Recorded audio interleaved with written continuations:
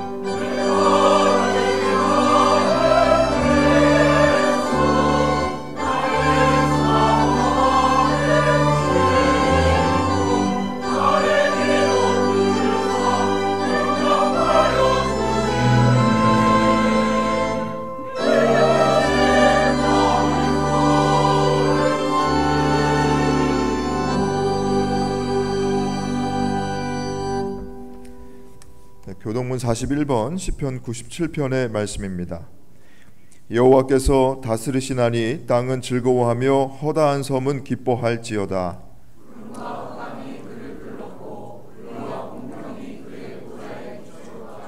불이 그의 앞에서 나와 사방의 대적들을 불사르시는도다. 산들이 여호와의 앞 곧 온 땅의 주 앞에서 밀랍같이 녹았도다.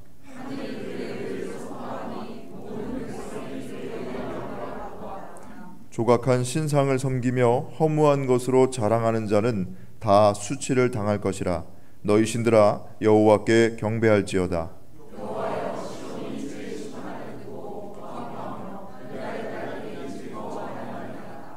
여호와여 주는 온 땅 위에 지존하시고 모든 신들보다 위에 계시니이다.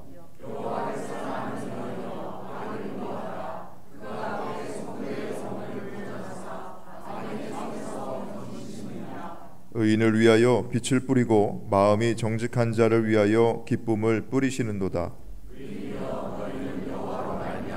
기뻐하며 그의 큰 이름에 감사할지어다. 아멘. 하나님은 통회하는 마음으로 나오는 사람들을 물리치지 않으십니다. 이제 우리들의 죄를 뉘우치고 고백합시다.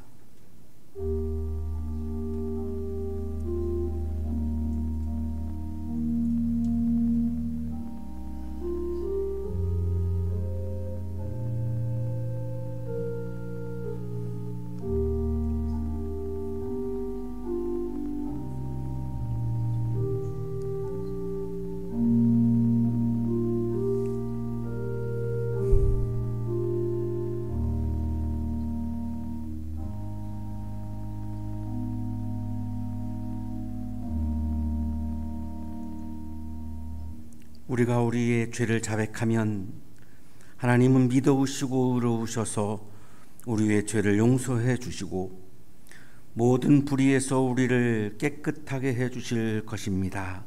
아멘.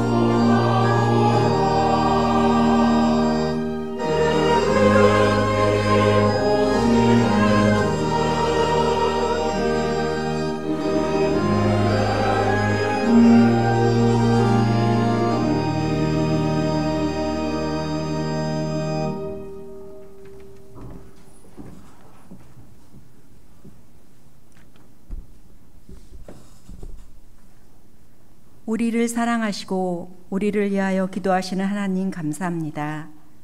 특히 만물이 생동하는 6월 주님께서 저희를 위하여 하나 되게 기도하여 주심을 진심으로 감사드립니다. 우리의 믿음은 흔들리는 갈대처럼 어렵고 힘든 일이 있을 때마다 주님을 원망합니다. 그러나 주님께서는 굳건히 저희를 믿어주시고 하나님 안에 주님이 계신 것처럼 우리도 주님 안에 있게 하여 주시고 사랑하여 주셨음을 진정으로 감사드립니다. 주님께서 저희를 주님 안에 있게 하시고 사랑하듯이 우리가 주님 안에 있고 이웃을 사랑하게 하여 주십시오. 작은 믿음일지라도 흔들리지 않고 끊임없이 주님께로 향하는 우리가 되게 하여 주시옵소서. 우리 주변에는 크고 작은 갈등과 불안 속에 있습니다. 나라 간의 이익 속에 하나님께서 창조하신 이 세계는 점점 파괴되어 가고 있습니다. 또한 이념의 갈등으로 서로 다름을 인정하지 못하고 지속적인 비난과 싸움 속에 성숙되지 못한 인간의 모습으로 살아가고 있습니다. 주님, 이 고통과 환난 속에 주님이 오늘 저희에게 주신 하나님의 말씀을 깊이 새기고 회개하게 하여 주시옵소서. 우리가 주님과 하나이듯이 우리도 하나 되게 하여 주시옵소서. 우리 주위에 아픈 이들이 있습니다. 주님 그들을 찾아가셔서 위로하시고 치유하여 주시기를 간절히 기도합니다. 그리고 6월 3일에는 대통령 선거가 있습니다. 이를 위해서도 기도합니다. 주님, 우리 민족에게 지혜를 주시고 이 선거로 인하여 우리 민족을 더욱 성숙한 사람들로 되게 하여 주시옵소서. 그리고 앞으로 선출된 대통령에게도 진정으로 자기 이익보다는 국민을 사랑하고 하느님을 두려워하는 대통령이 되게 하여 주시옵소서. 우리의 모든 것을 주관하신 하나님 늘 기억하고 우리 영혼이 부활하신 주님을 기꺼이 온 천하 만민에게 복음을 선포하는 우리이기를 기도합니다. 한양대학교 청년들을 위해 기도합니다. 불안한 미래에 힘들고 어려울지라도 주님이 늘 함께하심을 믿고 넘어지더라도 다시 일어설 수 있는 청년들이 되게 하여 주시옵소서. 또한 한양대학교의 교인들에게도 우리 모두가 부활하신 주님을 찬양하며 서로 사랑하고 온전히 주님과 함께할 것을 기도합니다. 이천진 목사님과 오정현 목사님께서도 하나님의 소명을 잘 감당할 수 있도록 주님 함께하여 주시기를 바랍니다. 찬양으로 하나님의 은혜를 깨닫게 해주시는 카이로스 성가대와 함께하여 주시옵소서. 사람의 소리가 아닌 진정으로 주님의 목소리로 주님께 은혜로서 매 순간 하나님께 찬양하게 하옵소서. 이 모든 말씀 우리 주 예수 그리스도 이름으로 기도합니다. 아멘.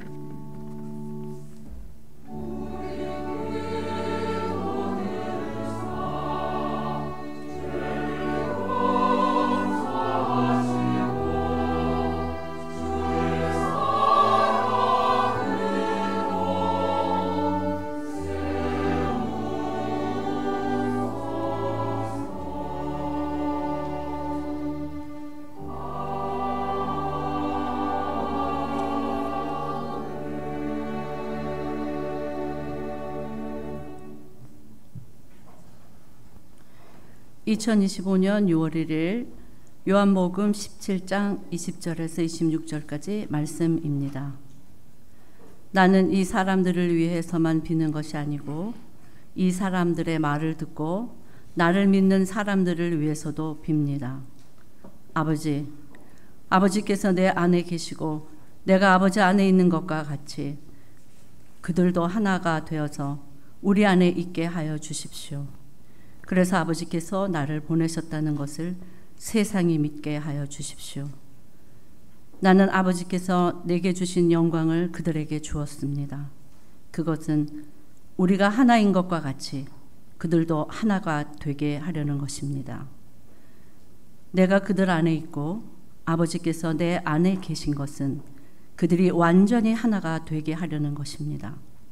그것은 또 아버지께서 나를 보내셨다는 것과 아버지께서 나를 사랑하신 것과 같이 그들도 사랑하셨다는 것을 세상이 알게 하려는 것입니다. 아버지께서 내게 주신 사람들도 내가 있는 곳에 나와 함께 있게 하여 주시고 창세 전부터 아버지께서 나를 사랑하셔서 내게 주신 내 영광을 그들도 보게 하여 주시기를 빕니다. 의로우신 아버지, 세상은 아버지를 알지 못하였으나 나는 아버지를 알았으며 이 사람들도 아버지께서 나를 보내신 것을 알고 있습니다. 나는 이미 그들에게 아버지 이름을 알렸으며 앞으로도 알리겠습니다. 그것은 아버지께서 나를 사랑하신 그 사랑이 그들 안에 있게 하고 나도 그들 안에 있게 하려는 것입니다. 복음서의 말씀입니다.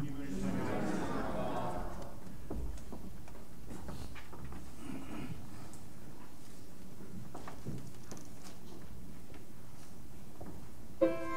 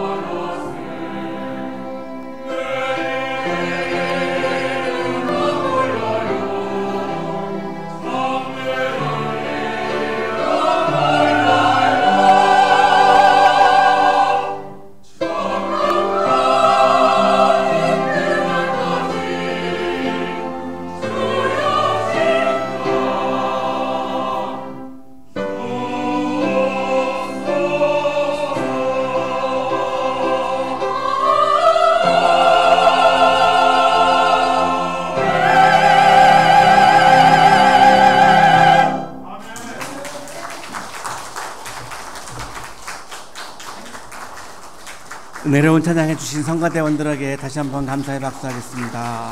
고맙습니다. 옆에 계시는 분과 사랑의 인사 나누시겠습니다. 사랑합니다. 보고 싶었습니다.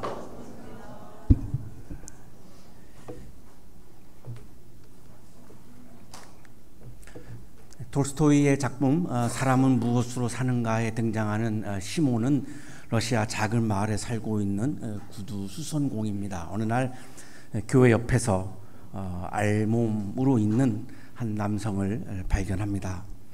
얼른 자기의 외투를 벗어서 그 남자에게 옷을 입혀주고 그리고 집으로 데리고 갑니다. 그 알몸으로 발견된 그 남자의 이름은 미하일이라고 하는 남성입니다. 이 미하일은 원래 하나님을 시중을 들었던 대천사 미카엘입니다. 이 미카엘이 하나님의 심부름으로 이 세상에 내려왔습니다. 내려오면서 하나님이 세 가지 질문을 하셨습니다. 사람의 마음에는 무엇이 있는가를 살펴보거라. 깨닫고 오너라. 사람의 마음에는 무엇이 있는가? 한번 우리 각자 생각해 보시죠. 지금 현재 내 마음에 무엇이 있는가라고 질문을 받는다면 나는 지금 뭐라고 대답을 할까? 두 번째, 사람에게 주어지지 않은 것은 무엇이 있을까? 나에게 주어졌으면 참 좋겠는데 나에게 주어지지 않은 것은 무엇인가? 라고 하는 질문에 대해서도 한번 답을 해보시죠. 세 번째, 사람은 무엇으로 사는가? 존재의 이유, 존재의 목적이라고 말할 수 있는데요. 사람은 무엇으로 살고 있는가? 나는 지금 왜 살고 있는가? 무엇으로 살고 있는가? 무엇 때문에 존재하고 있는 것인가? 이 세 번째 질문도 한번 답을 해보시면 좋겠는데요. 이 미카엘에게 이 세 가지 질문을 하시고 이번 여행에서 내가 이것을 깨닫고 돌아오너라 이렇게 하나님이 말씀을 하셨습니다. 미하일은 자신을 알지 못하는 사람인데도 불구하고 지극정성으로 식사도 대접하면서 자기를 환대해주는 이 시몬 부부를 보면서 사람의 마음에는 사랑이 있구나라고 하는 것을 발견합니다. 그런데 어떤 사람은 죽음의 그림자가 드리고 있고 죽음의 사자가 온 것을 당사자는 모르지만 이 미카엘은 알고 있습니다. 내일이면 죽을 사람인데 그런데 10년 후를 내다보면서 미래를 준비하고 있는 그 사람의 모습을 보면서 사람에게 주어지지 않은 것은 미래를 보는 능력이구나. 한 치 앞도 알 수 없는 미래를 보는 능력이 인간에게는 주어지지 않았구나를 깨닫습니다. 그리고 엄마를 잃어버린 쌍둥이 두 아이가 있는데 한 여성이 자기 아이도 아닌데 자기 젖을 물리면서 그 아이를 키우고 돌보는 모습을 보면서 사람은 사랑으로 사는구나 라고 하는 사실을 발견합니다. 인간은 사랑으로 살아가는 거구나. 사랑하고 사랑받기 위해서 인간은 살고 있구나. 이렇게 고백합니다. 저는 모든 사람이 자신에 대한 걱정으로만 살아가는 것이 아니라 사랑으로 살아간다는 사실을 깨달았습니다. 사랑으로 산다. 인간은 사랑으로 산다. 이 세 가지 답을 다 이 미카엘 이 천사가 답을 얻습니다. 이 고백은 인간 존재의 본질에 대한 신학적인 철학적인 통찰입니다. 우리는 사랑을 통해서 존재합니다. 사랑은 생존의 기술이 아닙니다. 내가 살아남기 위해서, 내가 성공하기 위해서, 내가 무엇이 되기 위해서 사랑하는 것이 아닙니다. 사랑은 수단이 아닙니다. 사랑은 도구가 아닙니다. 사랑은 그냥 내 존재의 조건입니다. 존재의 이유입니다. 인간은 사랑으로 존재하는 겁니다. 사랑하고 사랑받지 않고서는 살 수 없습니다. 자본주의 사회에서는 우리는 돈으로 산다라고 생각할 수 있습니다. 자, 그러나 재벌가의 자녀들이 자살을 여러 사람 했습니다. 인간의 삶이 돈으로 사는 것이라면 그 많은 재산을 가지고 있는 그분들이 자살할 이유가 없습니다. 사랑할 대상을 못 찾았고 아무도 자신을 사랑해 주지 않았기 때문에 극단적인 선택을 한 것입니다. 사랑하고 사랑받지 못하는 채로는 인간은 살 수 없다라고 하는 이 고백을 이 미하일이 한 겁니다. 인간은 고립된 자아가 아닙니다. 누군가의 사랑을 받고 누군가를 사랑하면서 살아가는 관계적 존재입니다. 마르틴 부부는 그래서 태초에 관계가 있었다 이렇게 말할 정도입니다. 이분 두두라고 하는 책에서 태초에 관계가 있었다라고 말합니다. 인간은 본성적으로 관계적 존재입니다. 그래서 사랑을 해야 살 수 있고 사랑을 받아야 살 수 있습니다. 그런데 우리는 그 사랑을 귀하게 여기고 있는가? 내가 사랑으로 존재한다라고 하는 이 엄연한 진리를 내가 과연 인정하고 있는가라고 하는 질문을 던져야 합니다. 이러한 깨달음은 그리스도인에 대한 근본적인 질문으로 이어집니다. 그렇다면 그리스도인은 무엇으로 사는가? 내가 그리스도인인데 그럼 내가 그리스도인으로서 무엇으로 사는가? 내가 그리스도인은 무엇으로 존재하는가? 그리스도인으로서 내가 존재하는 이유가 무엇인가? 그리스도인으로서 내가 존재하는 목적은 무엇인가? 내가 성공하기 위해서 그리스도인으로 존재하는가? 내가 출세하기 위해서 그리스도인으로 존재하는가? 이런 질문을 우리가 할 수 있습니다. 왜냐하면 한국교회는 많은 경우에 예수 믿으면 성공한다, 출세한다, 정상에 올라간다 이렇게 훈련을 해왔습니다. 그렇다면 그리스도인으로 내가 존재하는 이유는 내가 성공하기 위해서이다, 출세하기 위해서이다 라고 말할 수 있습니다. 과연 그럴까? 다시 한번 오늘 우리가 질문을 던지는 겁니다. 내가 그리스도인으로 존재하는 이유가 성공하기 위해서인가? 출세하기 위해서인가? 나는 하나님에게 그러면 이웃에게 무엇을 드러내며 살고 있는 것인가? 내가 성공한 모습을 이웃에게 보여주려고 나는 그러면 그리스도인으로 살고 있는 것인가? 내가 출세한 그 모습을 이웃들에게 내가 자랑하기 위해서 그러면 나는 그리스도인으로 존재하고 있는 것인가? 라고 하는 질문을 하지 않을 수가 없는 거죠. 오늘 본문을 통해서 이 질문에 대한 답을 함께 얻으려고 하는데요. 오늘 본문은 요한복음 17장이고 예수님께서 그 유명한 최후의 만찬을 하시죠. 마지막 식사를 제자들과 하시고 마지막으로 기도하십니다. 예수님이 살아있는 동안 마지막으로 하신 기도입니다. 굉장히 간절함이 들어있는 예수님의 절절한 마음이 담겨있는 기도입니다. 이 예수님의 기도를 우리가 잘 보면 내가 왜 그리스도인으로 존재하고 있는 것인지, 내가 왜 그리스도인으로 존재해야 하는 것인지, 내가 그리스도인으로서 나에게 가장 그러면 중요한 것은 무엇인지 이를 우리가 이 예수님의 마지막 기도에서 우리가 알아차릴 수 있습니다. 그 마지막 기도 중에서 20절부터 26절까지는 미래의 예수님을 믿게 될 사람들을 위한 기도입니다. 다시 말하면 오늘 예배를 드리고 있는 우리를 위한 기도를 하신 겁니다. 가장 먼저 예수님 자신을 위해서 기도하셨고, 그리고 그 12 제자들을 위해서 기도하셨고, 그 다음 20절부터 26절이 미래의 예수님을 믿게 될 사람들을 위해서 기도하셨습니다. 다시 말하면 여기 있는 우리들을 위해서 기도하신 거죠. 놀랍죠? 그 2000년 전에 지금 여기서 우리 예배를 들고 있는 우리를 위해서 예수님은 멀리 내다보시고 기도하신 겁니다. 근데 이 기도가 마지막 기도입니다.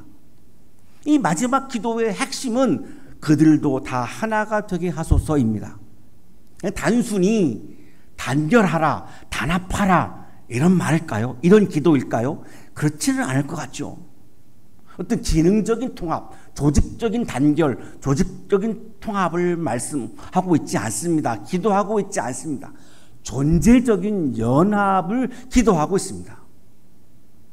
도대체 이 존재적인 연합이라고 하는 것이 무엇인지가 핵심인데 오늘 본문에서 함께 살펴보려고 합니다. 이렇게 기도를 시작하십니다. 나는 이 사람들을 위해서만 비는 것이 아니고 여기 내 앞에 있는 12 제자들만을 위해서 나는 기도하지 않는다. 이 사람들의 말을 듣고 제자들의 말을 듣고 나를 믿는 사람들을 위해서도 빕니다. 오랜 기간 동안 예수님의 제자들을 통해서 주님의 말씀을 전해 듣고 예수님을 구원자로 믿게 되는 사람들을 위해서 나는 기도합니다. 이런 말씀이죠. 나를 위한 기도를 하는 겁니다. 예수님께서 지금 2000진을 위해서 지금 기도하신다 이렇게 말씀하는 거죠. 아버지께서 내 안에 계시고 내가 아버지 안에 있는 것과 같이 그들도 하나가 되어서 우리 안에 있게 하여 주십시오. 여기 이제 하나가 된다라고 하는 개념이 나오고 있는데 잘 보시면 하나가 되는 게 뭔데 우리 안에 있게 하여 주십시오. 존재를 말하고 있죠. 예수님이 지금 기도하고 있는 하나가 되게 해 주십시오. 미래의 신자들이 하나가 되게 해 주십시오라고 기도하시는 이 내용은 미래의 예수님을 믿게 될 사람들이 하나님 안에 있게 해 주십시오. 그리고 예수 그리스도 내 안에 있게 해 주십시오. 이겁니다. 그러면 하나님의 안에 있는다라고 하는 것은 무엇을 의미할까요? 예수님 안에 있는다라고 하는 것은 무엇을 의미할까요? 하나님 안에 존재하는 것, 예수님 안에 존재하는 것, 이게 지금 믿음이라고 말씀합니다. 이게 신앙이라고 말씀합니다. 그러면 우리가 신앙이 좋다, 믿음이 좋다라고 하는 척도가 뭘까요? 하나님 안에 있는가, 하나님 밖에 있는가 이겁니다. 그럼 하나님의 안에 있는다는 것은 뭘까요? 하나님의 다스림을 받는 겁니다. 하나님의 통치 안에 존재하는 거죠. 하나님의 뜻을 받아들여서 내 생각이 다르고 내 이념이 다른데도 불구하고 하나님의 뜻이 우선적이기 때문에 그냥 그 하나님의 뜻을 따르는 것을 말하는 겁니다. 성경에 나와 있는 하나님의 뜻이 내 철학과 내 이념이 다를 수 있습니다. 충분히 그럴 수 있죠. 그럼에도 불구하고 믿음이 좋다라고 하는 건 뭘까요? 내 철학과 내 이념과는 다른데도 불구하고 내 철학을 내려놓고 내 이념을 내려놓고 주님의 말씀을 따르는 것을 신앙이라고 말하는 거죠. 그 사람을 우리는 신앙이 좋다라고 말하는 겁니다. 그러나 한국교회에서는 믿음이 좋다라고 하는 척도를 어떻게 계산을 했나요? 교회 생활 열심히 하는 것, 새벽기도 안 빠지는 것, 11조 안 거르는 것, 이거를 가지고 믿음이 좋다라고 판단을 했죠. 그런데 새벽기도를 1년에 하루도 안 빠지는 그분이 삶에서는 하나님의 뜻을 전혀 따르지 않을 수 있잖아요. 그냥 자기 생각대로 삽니다. 세상에 나가서 직장에 나가서는 그냥 자기 마음대로 자기 멋대로 자기 생각대로 살아요. 그럼에도 불구하고 새벽기도를 하루도 안 빠졌기 때문에 교회에서는 그분을 믿음이 좋다라고 판단하고 장로로 세웁니다. 이게 현재 한국교회의 모습입니다. 왜 그렇게 교회 생활을 우리가 열심히 하는데 한국교회가 추락할까요? 믿음이 좋다라고 하는 척도가 잘못된 거죠. 예수님은 지금 마지막 기도를 통해서 믿음이 좋다라고 하는 거는 뭔가 하나님과 하나가 되는 거다. 하나님과 하나가 되는 거는 뭐냐? 하나님 안에 존재하는 거다. 하나님 안에 존재한다라고 하는 말은 하나님의 다스림을 받는 것이다. 하나님의 통치를 받는 것이다. 내 마음대로 살지 않고 하나님의 뜻 앞에서 내가 그 하나님의 다스림에 내가 순복하고 승복하고 그것을 따르는 것이다. 이렇게 말씀합니다. 이게 믿음이 좋은 거죠. 예수님이 왜 마지막에 이 기도를 하셨을까요? 이게 안 될 거라고 생각하신 거죠. 시간이 많이 흐르고 예수님이 이 세상에서 승천하셔가지고 안 계시고 이 12 제자들마저도 하나님의 뜻 안에 있지 않고 자기 뜻대로 살 거라고 생각을 하신 거죠. 그래서 이거를 간절하게 지금 마지막으로 기도하시는 거죠. 신비적인 하나님과의 연합, 하나님의 존재 안에 들어가는 신비를 말씀하고 있는 겁니다. 기도하고 있는 겁니다. 으쌰으쌰 응원가 부르면서 단결하고 단합하는 것을 말하는 게 아닙니다. 하나님 안에 존재하는 것을 말하는 겁니다. 이거를 왜 이렇게 절실하게 기도하실까요? 예수님 본인은 하나님과 하나가 되는 것을 경험하셨거든요. 내가 하나님의 존재 안에 들어가는 것을 경험하셨거든요. 그래서 내 뜻대로 마옵시고 아버지의 원대로 하옵소서라고 기도하시죠. 하나님과 하나가 되는 것을 경험했더니 하나님 나라의 기쁨이 차고 넘치는 것을 경험한 겁니다. 십자가의 죽임을 당하고 있는데도 여전히 주님의 마음속에는 하나님 나라의 기쁨이 가득한 겁니다. 이거를 미래의 신자들도 경험했으면 하는 마음이 간절한 겁니다. 나는 아버지께서 내게 주신 영광을 그들에게 주었습니다. 예수님께서는 아버지로부터 영광을 받으셨고 그 영광을 제자들에게 주었다는 거죠. 그 영광을 미래의 신자들에게도 주고 싶다는 거죠. 그러면 그 영광은 뭘까요? 올림픽에 나가서 금메달 따는 거, 콩쿠르에 나가서 우승하는 거, 성공하는 거, 출세하는 거를 우리는 영광으로 생각을 하겠죠. 성서는 그렇게 말씀하지 않습니다. 세계가 다릅니다. 그건 우리가 살고 있는 자연인으로서는 영광입니다. 굉장히 값진 거죠. 내가 열심히 노력해서 내가 콩쿠르에 가서 우승하고 올림픽 나가서 금메달을 따고 내가 성공하고 출세하는 거, 내가 땀을 열심히 흘려가지고 굉장히 값진 일이고 귀한 일이고 존경받을 일입니다. 그러나 예수님이 말씀하시는 영광이 과연 그런 걸까요? 그러면 예수님은 성공했나요? 예수님은 출세했나요? 그런 기준으로 볼 때 예수님은 그럼 성공하셨나요? 33살에 죽으셨습니다. 어떤 자리도 올라가 본 적도 없습니다. 부자가 된 적도 없습니다. 어떤 직함을 가져본 적도 없습니다. 그러면 예수님이 말씀하시는 영광은 뭘까요? 그 다음에 분명히 이렇게 기도하시죠. 그것은 영광은 우리가 하나인 것 같이 그들도 하나가 되게 하려는 것입니다. 하나님과 하나가 되는 게 그리스도인에게는 최고의 영광이라는 겁니다. 하나님과 신비적인 존재의 연합을 이루는 것이 그리스도인에게 있어서는 최고의 영광이라는 겁니다. 내가 하나님과 하나가 되었다. 하나님 안에 내가 존재한다. 하나님과 나는 교제하고 있다. 하나님과 나는 연합하고 있다. 존재적으로 나는 하나님과 신비적인 연합을 이루고 있다. 이것만큼 더 큰 영광이 어디 있겠는가? 우리는 내가 굉장히 좋아하는 사람이 있습니다. 굉장히 존경하는 분이 있습니다. 내가 막 열렬히 좋아하는 연예인이 있습니다. 그런데 그 연예인과 내가 밥을 먹어요. 하루 종일 같이 데이트를 해요. 얼마나 영광스럽게 여기겠습니까?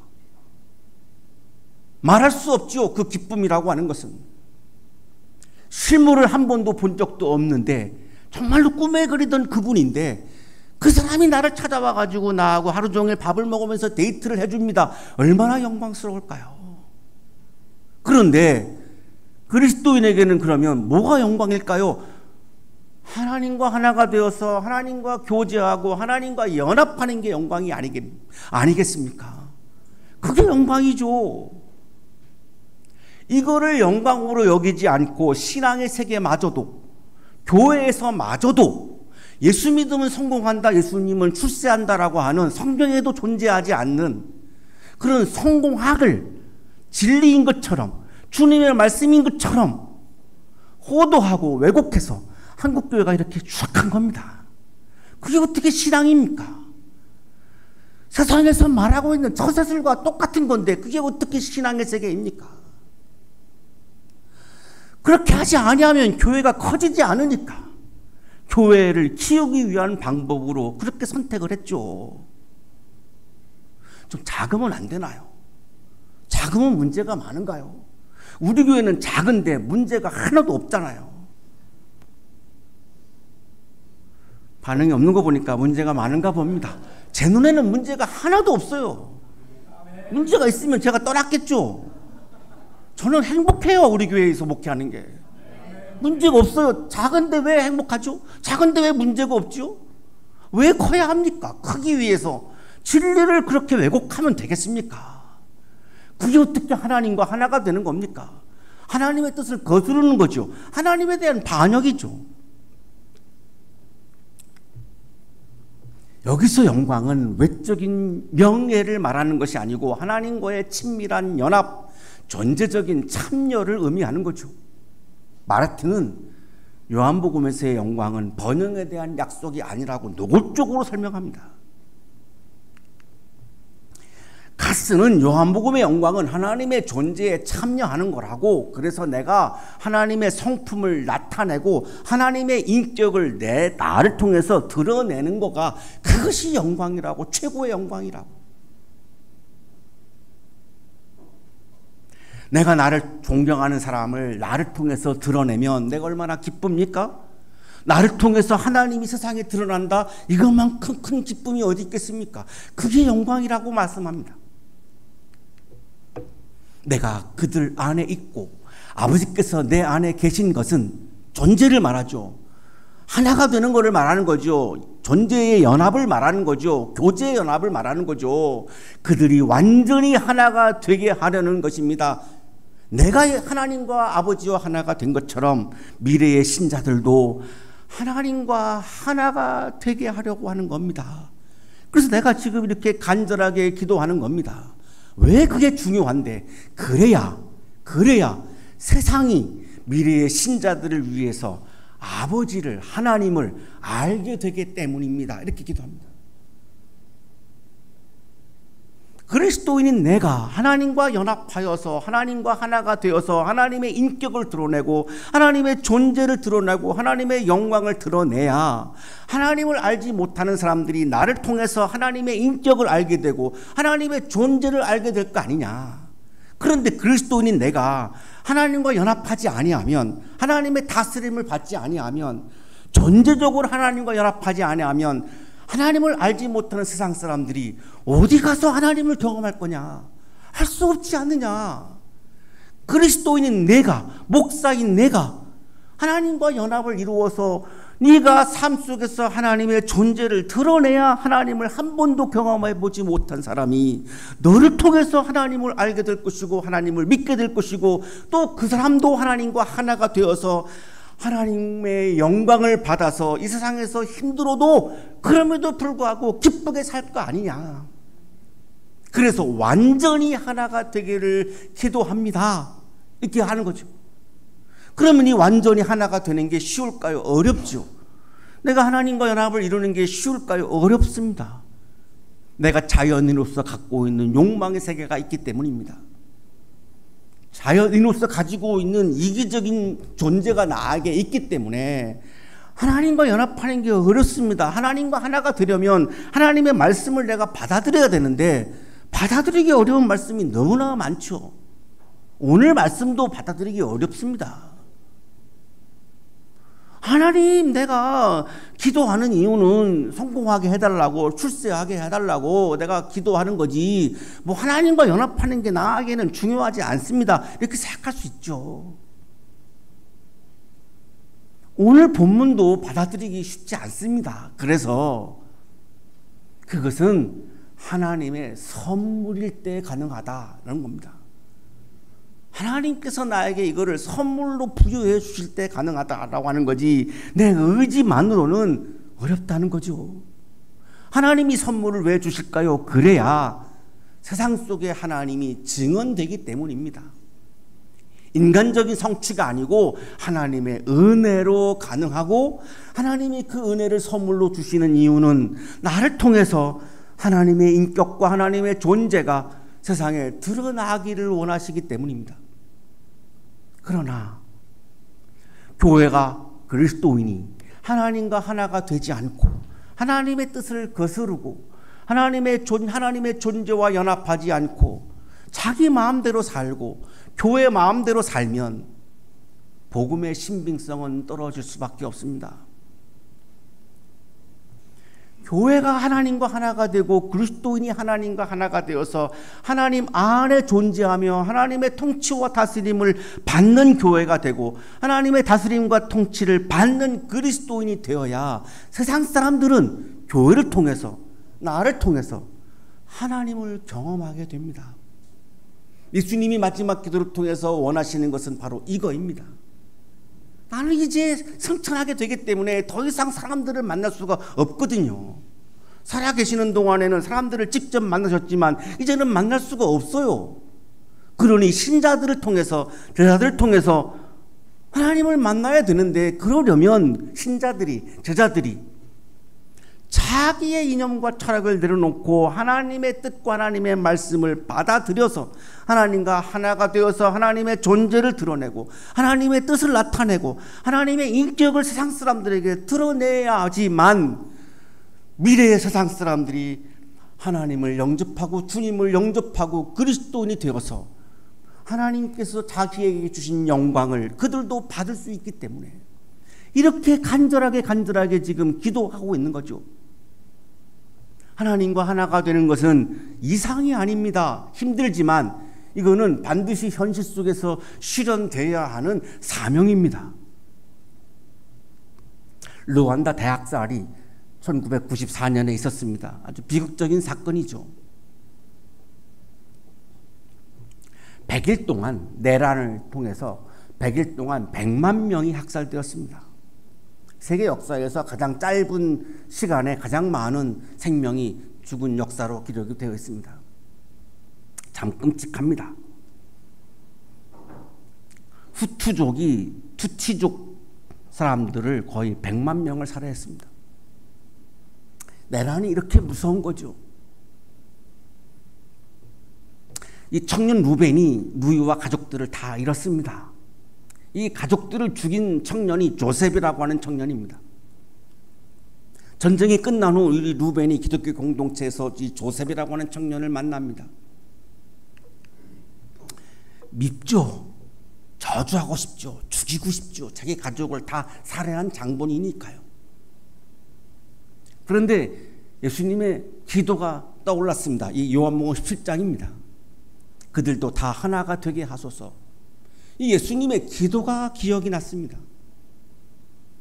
도저히 복수를 할 수가 없습니다. 그 순간 조셉을 끌어안습니다.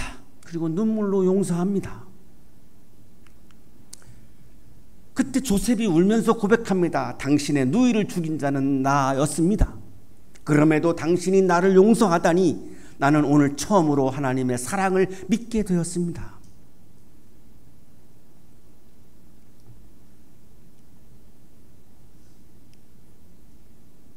하나가 되게 해주십시오라고 하는 예수님의 기도를 현실에서 실천했던 이 한 청년을 통해서 조셉은 하나님을 경험하게 된 겁니다. 그래서 하나님과 하나가 되는 경험을 한 겁니다. 하나님과 연합하는 경험을 하게 된 겁니다. 이 화해는 단순한 개인의 용기를 넘어서 예수님의 기도가 지금도 살아 역사하고 있다고 하는 증거입니다. 우리가 알지 못해서 그렇지 이러한 사건들은 여러 장소에서 오늘날에도 일어나고 있을 것입니다. 그런 그리스도인이 존재하는 겁니다. 하나 된다라고 하는 것은 이상이 아니라 현실입니다. 아버지께서 내게 주신 사람들도 내가 있는 곳에 나와 함께 있게 하여 주시고 나와 연합하게 하여 주시고 존재론적으로 나와 하나가 되게 하여 주시고 나를 사랑하셔서 내게 주신 그 영광을 미래의 신자들도 보게 하여 주십시오. 이렇게 기도하시죠. 그리고 마지막으로 이렇게 기도합니다. 나는 이미 그들에게 아버지의 이름을 알렸으며 앞으로도 알리겠습니다. 그것은 아버지께서 나를 사랑하신 그 사랑이 그들 안에 있게 하고 나도 그들 안에 있게 하려는 것입니다. 하나님 안에 있는다라고 하는 것이 추상적이기 때문에 예수님이 굉장히 구체적으로 기도하십니다. 하나님 안에 있는 것을 예수님은 마지막으로 어떻게 표현하시냐면 하나님은 사랑으로 존재하는 분이기 때문에 하나님의 사랑 안에 내가 거하면 하나님의 사랑 안에 존재하면 내가 하나님 안에 있는 것이다. 이렇게 기도합니다. 하나님의 사랑 안에 존재할 때 내가 하나님과 하나가 되는 것이고 하나님과 존재적인 연합을 이루는 것이고 하나님의 다스림과 통치에 내가 순복하고 따르는 것이라고 기도합니다. 예수님의 마지막 소원은 마지막 기도는 우리가 하나님의 사랑 안에 거하는 것입니다.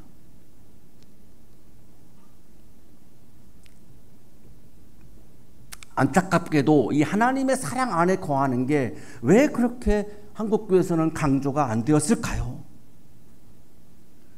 신앙 지상주의 때문에 그렇습니다. 오직 믿음을 부르짖다 보니 사랑은 저 멀리 치워버렸습니다. 그러나 예수님의 마지막 기도는 믿음이 아니고 사랑입니다. 하나님의 사랑 안에 거하기를 간절히 기도하셨지 않습니까? 사랑은 감정이 아니고 하나님의 존재 방식입니다. 믿음은 내가 하는 거지만 사랑은 하나님 존재 자체입니다. 그 하나님의 존재 방식인 사랑이 우리 삶 속에서, 우리의 일상 속에서 성실하게 최선을 다해서 힘들어도 하나하나 실현되어야 하는 것이죠. 이것이 예수님의 기도에 응답하는 그리스도인의 삶입니다.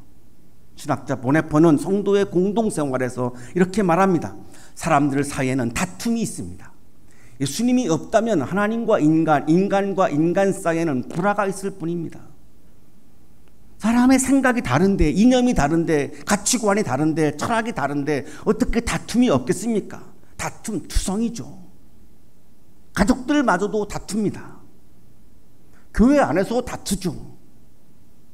직장 안에서 다툽니다. 가까운 친구들 사이에서도 다툼이 일어납니다. 연인 사이에서 다툼이 일어납니다. 없을 수가 없습니다. 보네퍼는 그래서 이렇게 말합니다. 예수님이 없다면 하나님과 인간, 인간과 인간 사이에는 불화가 있을 뿐입니다. 오직 예수 그리스도 안에서만 우리는 하나이며 오직 예수 그리스도를 통해서만 우리는 서로 연합되어 있습니다. 생각이 다른데 나도 예수님의 다스림에 따르고 나와 다투고 있는 그 사람도 예수님의 뜻에 다스림에 동의하고 따르면 생각이 다른 두 사람은 연합이 가능해진다는 것입니다. 예수님이 아니고는 이거를 해결할 방법이 없다는 겁니다. 어떻게 해결합니까? 어느 누구도 해결할 수 없습니다. 어떤 방법으로 해결할 수 없습니다.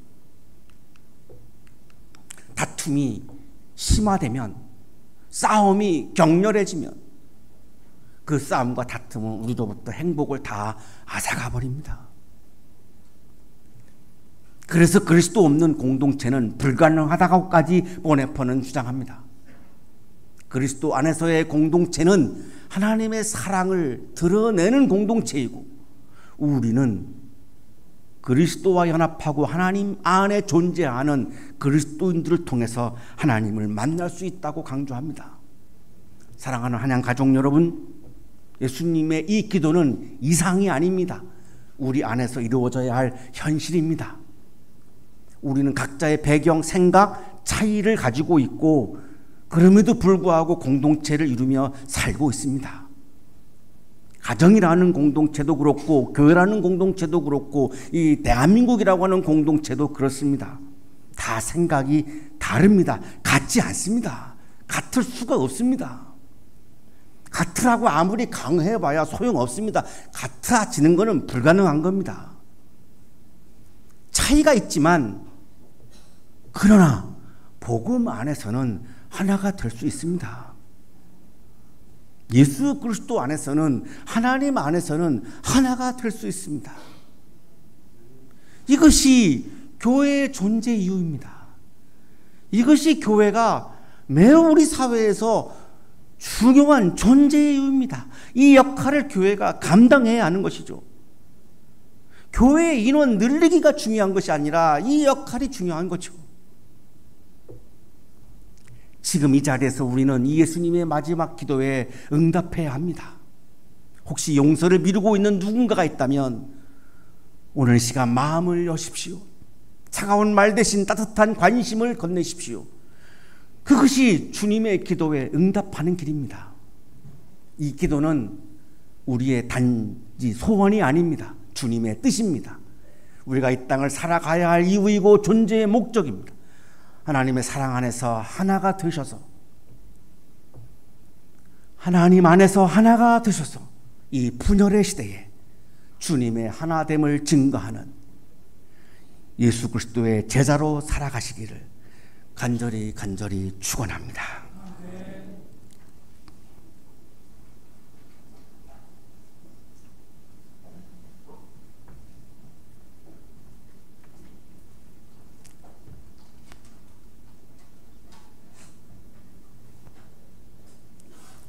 거룩하신 주님, 내가 그리스도인이지만 그리스도를 따르지 못할 때가 너무나 많습니다. 하나님의 자녀이지만 하나님의 뜻을 거스를 때가 너무나 많습니다. 주님 이 시간 우리에게 믿음을 부어주셔서 하나님 안에 거하게 하시고 하나님 사랑 안에 거하게 하여 주셔서 하나님의 다스림과 통치 안에 거하게 하여 주셔서 이 세상에 하나님의 사랑을 드러내는 아름다운 그리스도인으로 살게 하여 주옵소서. 예수 그리스도의 이름으로 기도하옵나이다. 아멘.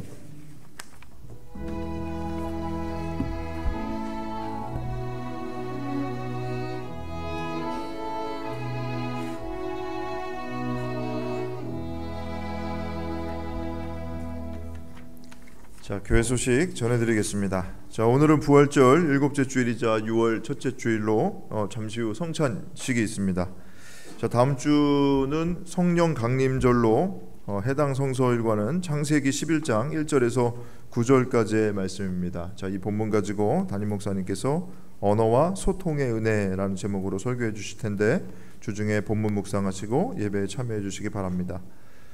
다음 주는 성령 강림절로 이제 세례식이 예정되어 있습니다. 세례 받기 희망하시는 분들 사무실로 신청해 주시기 바랍니다. 자, 모임 광고입니다. 오늘 거룩한 독서 모임 12시 40분부터 세미나실에서 진행하고 청년교회 모임은 예배 후 친교실에서 바로 모이도록 하겠습니다. 자, 지난주에 이어서 혼인 광고 드립니다. 이번 주 6월 6일 금요일 오후 2시에 에리카 한양대학교의 황지일 전도사님 이제 혼인합니다. 장소는 빌라드 GD 안산 7층 그레이스 켈리홀에서 혼인하게 되는데 믿음의 가정 이룰 수 있도록 기도해 주시기 바라고 또 축하도 마음껏 해주시기 바랍니다. 자, 교우 소식 알려드리겠습니다. 자, 우리 교회 김현진 성도님 지금 의과대학 양리학교실에 계신데 다음 주부터죠. 내일부터 제1정형외과 병원 재생의료센터의 책임연구원으로 선임되셨습니다. 아주 어려운 자리에 선임되셔서 이제 새로운 일터로 나가게 되시는데 주님의 인도하심 함께 있을 수 있도록 잠깐 자리에서 일어나실 때 우리 격려와 축하의 박수 보내주시기 바랍니다. 네, 축하드립니다. 감사합니다. 자, 그리고 우리 교우 소식 이어서 하나 더 전해드립니다. 공연 광고이기도 한데요. 우리 교회의 그 오케스트라에서 섬기고 있는 두 분, 트럼펫의 박세연님 잠깐 자리에서 일어나시죠. 네. 그리고 트럼본의 이성훈님, 네, 우리 두 분이 이제 참여하는 콘서트입니다.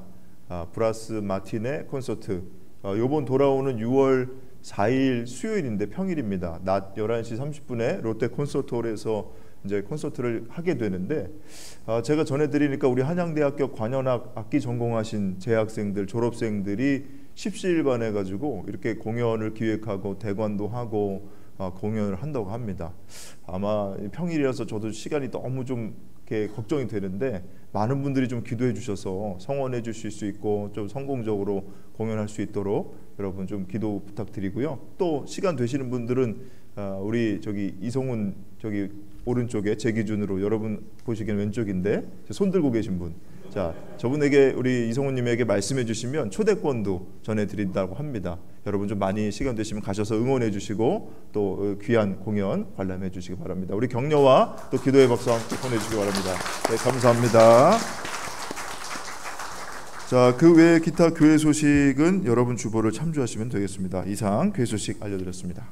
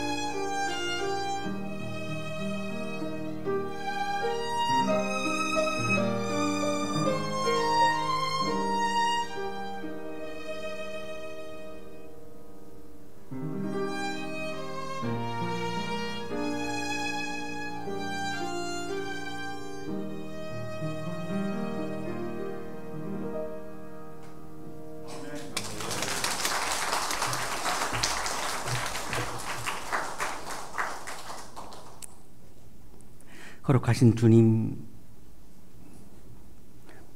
하나님 안에 거하게 하여 주시고 하나님과 하나가 되게 해 주시고 하나님의 다스림과 통치 안에 거하게 해 주셔서 감사합니다. 기쁨과 영광이 차고 넘치게 하시니 감사합니다. 감사의 마음을 찬양과 예물에 담아 올려드리오니 기쁘게 받아주시고 예물과 찬양을 드리는 손길 위에 크신 은혜를 부어 주옵소서. 예수 그리스도의 이름으로 기도하옵나이다. 아멘.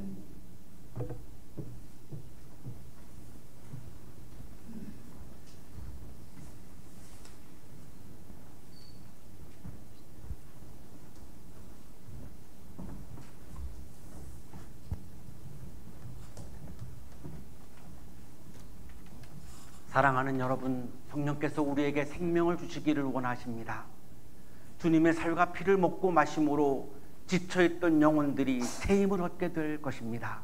하나님 감사합니다. 하나님, 주께서 일찍부터 세상 가운데 보내셨던 성령을 지금 이 거룩한 식탁에 보내주시어 이 식탁이 성별되게 하소서. 이 떡과 이 잔이 우리를 위한 그리스도의 살과 피가 되게 하시고 영의 양식이 되게 하소서. 아멘. 창조 성령께서 사랑하는 아들의 말씀을 성취하소서.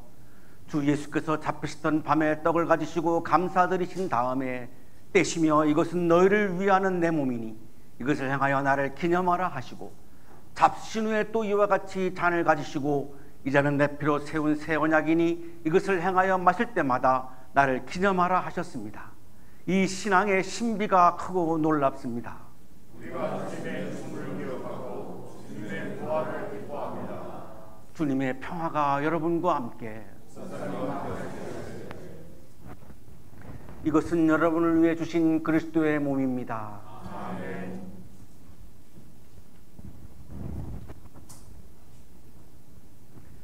이것은 여러분을 위해 흘리신 그리스도의 피입니다. 아멘.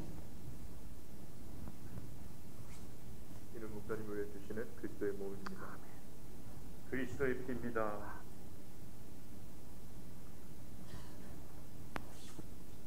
그리스도의 몸. 아멘. 그리스도 피입니다. 그리스도의 몸. 아멘. 아멘. 그리스도의 몸. 그리스도의 몸.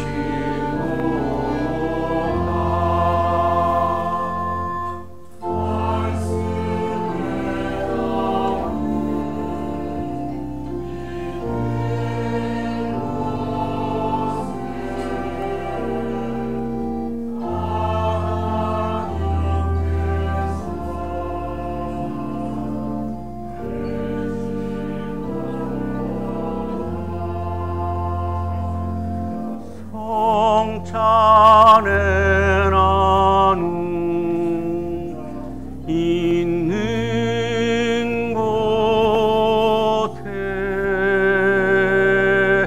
하나님께서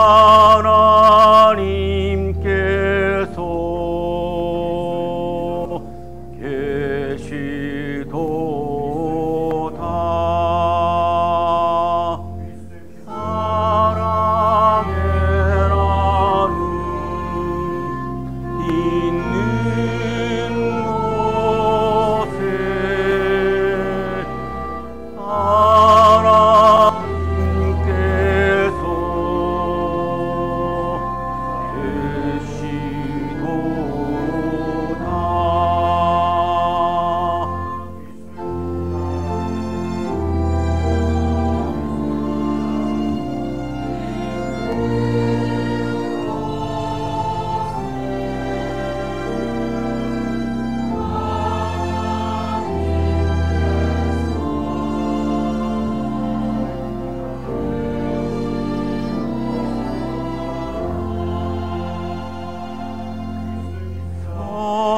산에 나는 있는 곳에 하나님께서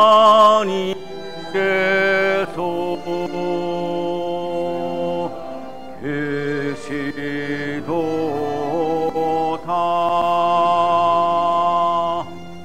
사랑에 나는 있는 곳에 하나님께서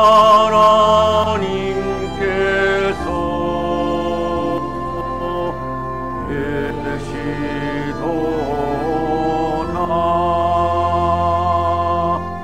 사랑에 나는 있는 곳에 하나님께서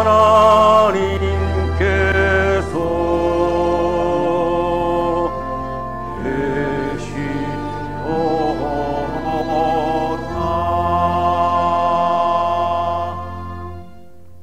하나님 성만찬을 통해 주님의 나라에서 있을 잔치를 미리 맛보게 하심을 감사드립니다. 이 땅의 모든 사람들이 하나님 나라의 기쁨을 누리기를 소원합니다. 한양동산의 젊은이들을 통해 하나님의 나라가 확장되기를 원합니다. 성찬을 먹고 마신 우리가 하나님 나라를 꿈꾸며 함께 나아갈 수 있도록 우리에게 용기와 힘을 더하여 주소서. 죽음을 이기고 살아나셔서 우리에게 부활의 생명을 주시는 예수 그리스도의 이름으로 기도드립니다. 아멘.